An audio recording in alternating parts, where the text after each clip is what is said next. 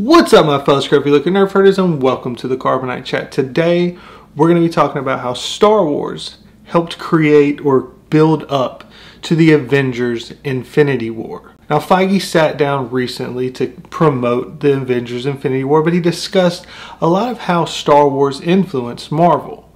Now, me doing a little bit of research and just kind of very much understanding Star Wars and understanding Marvel a little bit, began to piece together and see exactly how this influence may have had much more at the root of building up what we get with Marvel than almost anything else. See, Feige oversees all of Marvel and controls it, much like George Lucas oversaw all of Star Wars and controlled its decisions. They both decided when they started that the key was going to be on the characters. Yes, the story is going to be important, but the story isn't all, because if you don't care about the characters in the story, it doesn't matter as much. And so if you love the characters, though, you can watch them doing anything at all. Whether they're just sitting around and talking or eating a meal, you're intrigued because you love the characters. And that makes the story even better. And if you get a great story, it makes it something that people talk about for years and years to come. See, George got his idea from Flash Gordon along with other influences, but the serialization comes from Flash Gordon. And the serialization is what Kevin Feige has taken from one small idea to a humongous idea that has gotten us to a movie with hundreds of characters in it and possibly going to be one of the biggest movies of all time. George had a vision that no one had really ever had before. It was this wild vision to go out into this place, this fantasy world, unlike anything that we had seen before, and tell a story of these people that we had no idea who they were. And he was going to tell this story over multiple movies. See, this vision changed the way movies and cinema were made. And then now, 40 years later, we have Kevin Feige with Marvel. He took the vision that George Lucas had and spent some time, kind of dreamed about it, and pieced together how he could use this and do the same thing, taking a comic type idea from the actual Marvel comic universe, but then bringing it and creating a franchise of movies where each movie would build upon itself, building in scope and size until we got to where we are in the Avengers Infinity War. It's like he took George's initial dream and he made it into Inception, like layered after layer levels of dream, which is what we have with Marvel Phase 1, 2, 3, and 4. But this is why we started with the characters first, creating an Iron Man and a Captain America and making us love these characters so much that we would want to see them in anything that they were in. And this is where the similarities really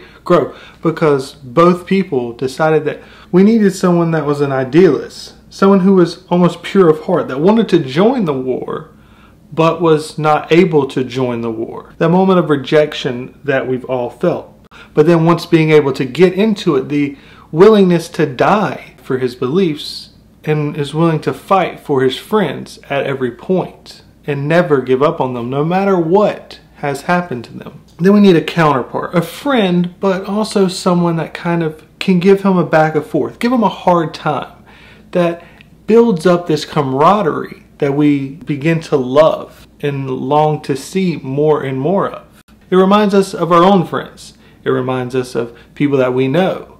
It makes them feel more real to us, even though we're in this kind of crazy fantasy world. So to match along with the idealist, we need to have someone that's cocky, someone that's more of a scoundrel, that only looks after himself. But as time goes on, we're going to reveal that this character actually has a heart of gold, and that he's been hiding behind this kind of, mask. And then once we've got all these characters together, we bring them together for a beautiful moment that we'll always remember. A special kind of cinematic time that pieced together all these characters that we love and brought them together to fight this evil and destroy them and have a victory that we can all celebrate alongside them.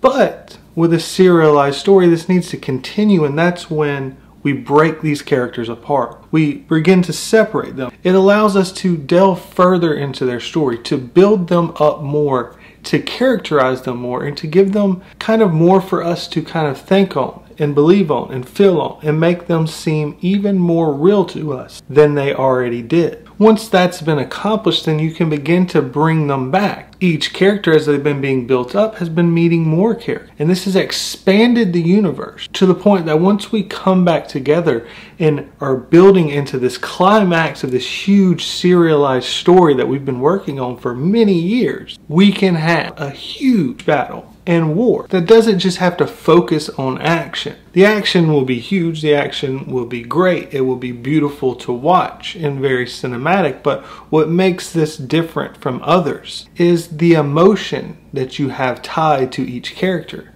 The fights aren't just your typical fights, we see that in every movie. The fights, they have relationships stacked behind them. Understand what's going on. You feel a part of what's going on. It draws you in. It takes you out from what's going on with the rest of the world, and it makes you focus in. It feels more real to you. This is what creates the huge fan base, and this is what Kevin Feige saw in Star Wars. He felt in Star Wars as he was growing up.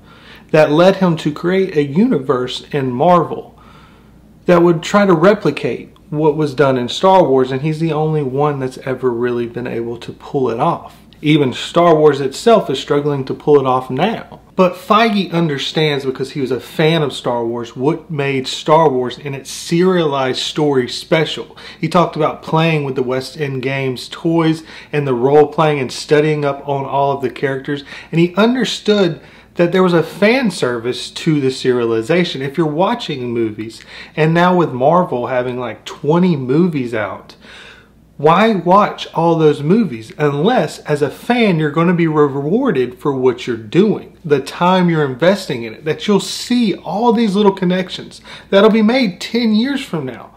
In the Infinity War movie, there's tons of little nuggets that come back all the way to the first movies. And Feige understands that, and this is why he's developed this huge fandom behind it, and why everyone wants to watch this and pay attention, and he's built it up into a movie that could be one of the largest movies of all time, because he invested in the fans. This thing that we've created, this idea that fan service is a terrible thing, Feige's fueled off of it. He's built it up in such a way that he's servicing the fans at each point. That if you're a fan of Marvel, you will be rewarded for it. And this comes back to Star Wars, where even if it wasn't all George Lucas in the long run, where George Lucas created the original trilogy, what began to build up from it was all the little things that came afterwards, the books, the comics. If you wanted to know about a character, you could know about a character, and there was these connections, and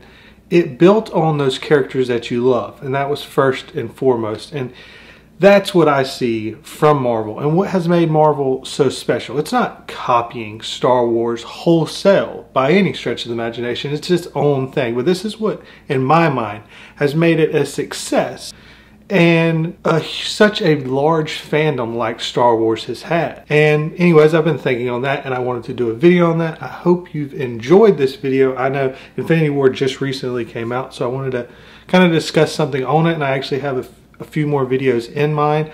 I did recently watch Infinity War, and there's a lot to break down. And so if you would like for me to break it down, I know I'm Star Wars channel, but I have myself been breaking down each scene, how long it lasts, trying to understand the structure and pacing and the storylines, because there's up to 7 stories going on at one time. And so if you would like for me to break that down and piece it together and discuss how maybe I would adjust a few things, but just kind of try to put it together in a different view to help you understand it without having to watch it multiple times. You can understand the film, but to fully understand it, understand each character's kind of ideas and what their stories are, and how those all kind of meld together and work. If you would be interested in that, please comment it down below. If you'd like to talk about anything that I discussed in this video, please comment it down below. I look forward to hearing from you and talking to you about it. And as always, thank you very much for watching, and never forget, you Nerf Herders, I love you.